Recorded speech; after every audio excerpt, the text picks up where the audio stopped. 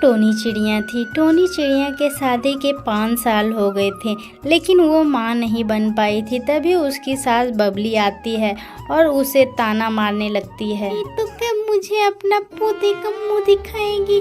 लगता है मुझे बिना पोते का मुंह देखे ही मरना पड़ेगा। हाँ, ये मेरी कैसी जिंदगी हो गई है। हाय, ऐसा आप मत बोलिए, इसमें मेरा क्या गलती है माँ जी। चल झूठी, ज्यादा मुझसे बहस मत लगा और खिचड़ी बना के ला मेरे लिए। इतना बोलते ही टोनी उदास हो जाती है और वहाँ से उड़ के चले जाती है खिचड़ी बनाने अपनी सास के लिए। तभी बंटी कबूतरी के पास उसकी पड़ोसन आती है और वो एक खुशखबरी उसे सुनाती। आओ पड़ोसन आओ, बैठो मेरे घर में। मैं बैठने नहीं आई हूँ, मैं तो एक खुशखबरी लेके आई हूँ। मेरे घर पोता हुआ है, ये लो तुम मिठाई खाओ। वाह पड़ोसन वाह, तू तो बहुत भाग्यशाली है जो जीते जी अपने पोते का मुंह देख ली। पता नहीं मैं जीते जी अपने पोते का मुंह भी देख पाऊंगी या पहले ही मर जाऊंगी। अरे नहीं नहीं पड़ोसन, ऐसी बातें मत बोलो, मुझे अच्छा नहीं लगता है। तुम कहो तो एक काम करती हूँ मैं, मेरी एक देवर की बेटी है, उससे तुम्हारी बेटे की शादी करवा देती हूँ। हाँ हाँ पड़ोसन, लगता है ऐसा ही कुछ करना पड़ेगा। तभी वहाँ पे टोनी चिड़िया आ जाती है और उन दोनों की बात सुन के एक कोने में जाके रोने लगती है। इसमें क्या मेरा गलती। तभी शाम को टोनी का पति आता है और उसे उसकी माँ कहती है, अरे बेटा तू मुझे कब दादी बनाएगा? लगता है पहले ही मुझे मरना पड़ेगा बिना अपने पोते का ही मुंह देखे। एक काम कर बेटा, मेरी एक पड़ोसन आई थी, वो बता रही थी कि उसकी देवर की बेटी है, तो उससे शादी कर ले दूसरी बेटा। माँ आप जैसे कहोगे हम वैसे ही करेंगे। और ये आप क्या कर रहे हैं जी? मेरे रहते ही आप दूसरी शादी करेंगे जी? ये कैसे हो सकता है जी? हाँ टोनी, तू सुन ले कान खोल के, तुम्हारी कोख इतने दिन से सुनी ही है और अब मैं ऐसा नहीं रह सकता। मैं अपनी माँ के ही बातों में अब चलूँगा। मेरी माँ जैसा कहती है वैसा ही करूँगा। तुम्हें रहना है तो रहो, नहीं रहना है तो चले जाओ यहाँ से। ठीक है जी, मैं अकेली रह लूंगी मैं, लेकिन दूसरी सौतन के साथ नहीं रह सकती। तभी टोनी वहाँ से उड़ते चले जाती है और दूसरे के घर में झाड़ू पोछा बर्तन करने लगती है। तभी दूसरी पक्षी देखती है कि टोनी उल्टी कर रही है और टोनी से पूछती है, अरे टोनी तुझे क्या हुआ है? तुम इतने उल्टियाँ क्यों कर रही हो? रुको मैं डॉक्टर को बुलाता हूँ। तभी टोनी को डॉक्टर चेक करते हैं और डॉक्टर कहते हैं कि इसे 1.5 महीने का पेट में बच्चा है, इसीलिए ये उल्टियाँ कर रही है। ये मैं कुछ दवाई दे रहा हूँ और ये ठीक हो जाएगी। इतना कह के डॉक्टर चिढ़ा वहाँ से उड़ जाता है और टोनी रोने लग जाती है। नहीं मैडम जी, मुझे ये बच्चा नहीं चाहिए। जब मुझे भगवान बच्चा दिया है तब मुझे मेरा पति घर से बाहर निकाल दिया है। मैं इस बच्चे को अकेले कैसे पालूंगी? मुझे इस बच्चा नहीं चाहिए। एक काम करो टोनी, फिर ये बच्चा गोद मुझे दे देना, क्योंकि मेरा भी कोई बच्चा नहीं है। हाँ हाँ, आप ठीक कर रहे हो, ये बच्चा के लिए आप ही ठीक होंगे। अगले दिन टोनी को एक सुंदर सी बच्ची जन्म होती है और वो उस मालकिन को बच्ची दे देती है।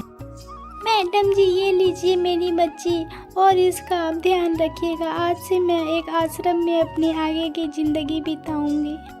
इतना कहकर टोनी अपने बच्चे को मालकिन के गोद में सौंप के वहाँ से निकल जाती है और अपने आगे की ज़िंदगी एक आश्रम में बिताने लग जाती है। अगले दिन टोनी की सौतन मिंकी चिड़िया सब्जी लेने के लिए बाहर जा रही थी। तभी सारे कबूतर उसका मजाक उड़ाते हैं। देखो देखो ये कितनी नाटी है। अरे क्या करेंगे बहन, ये इसकी सास तो पैसे की लालची है, इसलिए इसको नाटी करवाई है। देखने में तो खूबसूरत है, रंग भी बहुत सुंदर है, लेकिन ये नाटी बहू कर ली। मिंकी चिड़िया दोनों की बातें सुनकर दोनों के पास आके बोलने लग जाती है। तुम दोनों मुझे एक बात बताओ तो, तुम दोनों किसी का ऐसे कैसे मजाक बना सकते हो? मेरे पापा के पास बहुत सारे पैसे थे और मेरी सास पैसे ली और अपना अच्छा वाला बेटा मुझसे शादी करा दी। नहीं टुनटुनी, हम तो तुम्हारी सास के बारे में बोल रहे हैं। तुम्हारी सास कितनी लालची है। सुनिए, वो लालची नहीं है, वो अपने बेटे के लिए ही की ना, और मुझे भी शादी की तो कुछ देख के ही की होगी। इसमें आप लोग उसे लालची और बुरा भरा बोलने की आप लोगों को क्या ज़रूरत? आप लोग मेरे घर में ऐसे ताका झाकी मत कीजिए। मेरे घर वाले को या आपको अपने रिश्तेदारों से कोई मतलब नहीं है। आप लोग इसलिए अपना काम इतना बोलकर मिंकी चिड़िया वहाँ से उड़ जाती है। चलो मिंकी, जल्दी से तैयार हो जाओ, मुझे पार्टी में जाना है। दोनों तैयार होके वहाँ से चले जाते हैं एक पार्टी की ओर, और पार्टी में दोनों की मजाक उड़ाने लग जाती है कबूतरा का दोस्त। अरे भाई, तुम्हें तो बहुत अच्छी बीवी मिली है, तुम्हें तो बच्चे की क्या जरूरत। तुम्हारी बीवी तो इतनी छोटी है कि ये तो खुद ही बच्ची लगती है। कहीं ये फुदक के कहीं भूल गई तो इसे ढूंढना भी मुश्किल पड़ जाएगा। हा हा हा हा, मजा आ गया तुम्हारी भाई बीवी को देख के। इधर सारे कबूतर मजाक उड़ा रहे थे और इधर आग लग जाती है। तभी एक कबूतर उड़ के भागता है वहाँ से और चिल्लाता है, कोई पानी लाओ और इस आग को बुझाओ। चिड़िया छोटी सी खिड़की से उछल के बाहर निकल जाती है और वो पानी ला के आग को बुझा देती है और सारे कौवे को बाहर निकालती है। अरे भाई, मुझे माफ कर देना, तुम्हारी बीवी तो सच में कमाल की है। ये तो आज हम लोगों को जान बचा ली। ओ भाई, वो सुन लो मेरी बात, मुझे माफ कर देना। तुम्हारी बीवी तो सच में बहुत समझदार और अच्छी है। मेरी बीवी बहुत अच्छी है, इसलिए तुम लोगों को मेरी बीवी का मजाक नहीं उड़ाना चाहिए। दिन मोहल्ले से बहुत जोर जोर से आवाजें आ रही थी और टोनी और उसकी सास सब कोई वहाँ पे चले जाते हैं और वहाँ पे जाके देखते हैं कि एक बच्चा गड्ढे में गिर गया है और उसकी माँ रो रही है। अरे कोई मेरी बच्ची को बचाओ, मेरी बच्ची को बचाओ, मेरी बच्ची तो गड्ढे में गिर गई है, मेरी बच्ची को बचाओ। चुप हो जाइए पड़ोसन, मैं आपकी बच्ची को ले आती हूँ।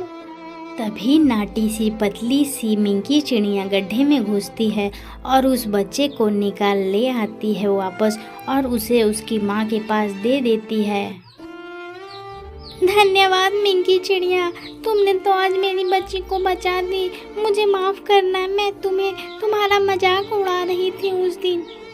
कोई बात नहीं, पड़ोसन एक दूसरे के काम हम लोग ही आते हैं।